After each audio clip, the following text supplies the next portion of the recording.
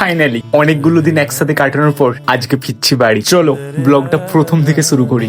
Hello guys, welcome to my new blog. খুব জোর হিসু পেয়েছিল তাই এসেছিলাম হিসু করতে।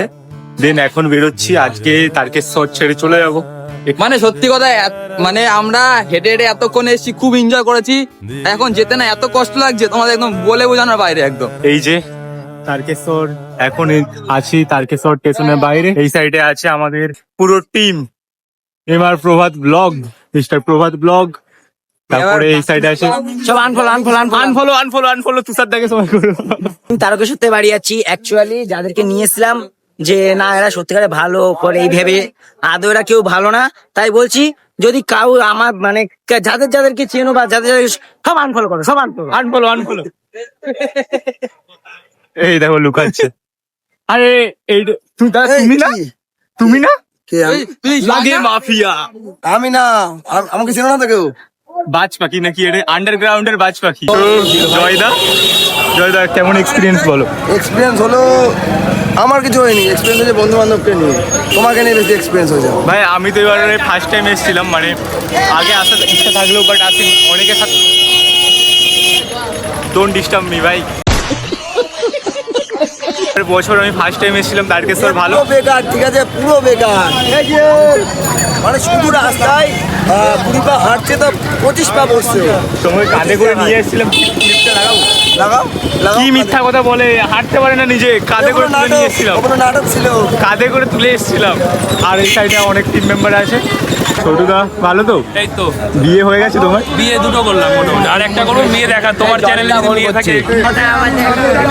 এই, তুমি কোথায় ছিলে ভাই? এই দাদার একটা এক্সপিরিয়েন্স তোমাদের শোনাচ্ছি। এরকম হেঁটে আসছি তারকেশ্বর থেকে, এবার ফোনে কথা বলছে, মানে ফোনে কথা বলছে, আমি বুঝতে পারিনি, মানে কথা বলছে। আমার কি পাগল টাগল হয়ে গেল না? ফোন কোথাও দেখতে পাচ্ছি না, ফোন কোথায় লাগিয়ে কথা বলছে জানো? এই যে জামাটা আছে এইখানে নিচে ব্যাক কভার লাগিয়েছে ভাই। ব্যাক কভার লাগানোর পর ফোনটা এখানে রেখেছে, রেখে এর উপরে ফোনটা এইভাবে রেখে দিয়েছে, রাখে কথা বলে বলে হেঁটে হেঁটে যাচ্ছে। আমি তো বুঝতে পারছি না যে কোথায় কথা বলছে ভাই। ভাই তারকেশ্বর স্টেশনের ভিড়টার দিকে লোক। ভাই আমাদের এখন ফটোগ্রাফি হচ্ছে। ঠিক আছে আমি বলছি ওম নমো পার্বতীপতে। তারপর স্টেশনে চলে আসে আমাদের ট্রেন। ট্রেনে ওঠার সাথে সাথেই দেখা হয় কিছু দিদির সাথে।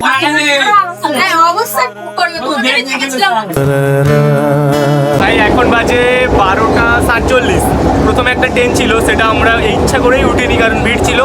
তারপর ট্রেন 20 মিনিটের মতো অপেক্ষা করি, তারপর একটা ট্রেন ধরি যেটা পুরোপুরি প্রায় ফাঁকা। আর এখন আমরা পৌঁছতে তবুও কটা বাজবে, 2 ঘন্টার মতো সময় লাগবে, 2:30 বেজে যাবে ভাই।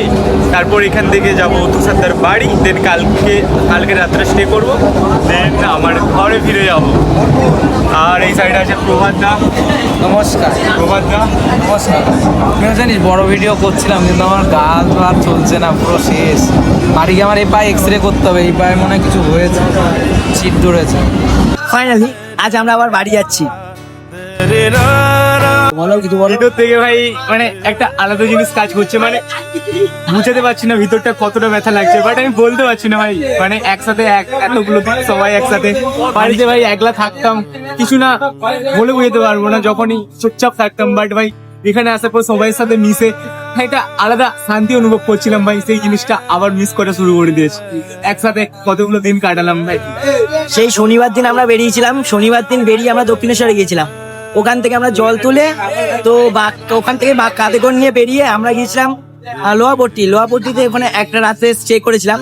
তার পরের দিন আমরা আবার বিকেলবেলা হাঁটা ধরি। সেখানে গিয়ে পরের দিন রাত্রিটা আমরা থাকি আবার আরাধনা গিয়ে আমরা স্টে করি। তারপরে লোকনাথ মন্দিরে জল ঢেলে ওখান থেকে ডাইরেক্ট চলে যায় বাবার কাছে। অনেকে বলছিল যে বাঁক নিয়ে নাকি ঢোকা যাবে না, আমরা বাঁক নিয়েও ঢুকেছি, গিয়ে হোটেল রুমে রেখে রাত্রিবেলা জল ঢেলেছি। একটা বন্ধু ছিল, তার মা কপাল কেটে একবারে একাকার হয়ে গেছে। আমাদের ছোটদার ট্যাক্সার বিগড়ে গেছে, মানে অনেকের অনেক কিছু হয়েছে, হাসি মজা ঠাট্টা, রুম নিয়ে ঝামেলা। তাও বাট আমি ঠাকুরের স্থান ছিল বলে সবকিছু বাদ দিলাম, বাট মজাটাকেই ধরলাম। আমি একটাই কথা বলবো তুষারদা, যদি আমি কোনো ভুল করে থাকি মন থেকে সরি। আমি কাউকে ক্ষমা করতে পারবো না। তো সবাইকে একটাই কথা বলবো, এভাবেই মজা করতে করতে কখন যে হাওড়া স্টেশনে চলে এলাম বুঝতে পারলাম না। ভালো সময়গুলো খুব তাড়াতাড়ি কেটে যায় না? জানি না আবার সবার সাথে এরকম দিন কবে কাটাতে পারবো। সবাইকে মন থেকে লাভ ইউ। ভালো থেকো তোমরা সবাই, নিজের খেয়াল রেখো, সাবস্ক্রাইবটা করে দিও যাতে আমার স্বপ্ন পূরণটা তাড়াতাড়ি হয়।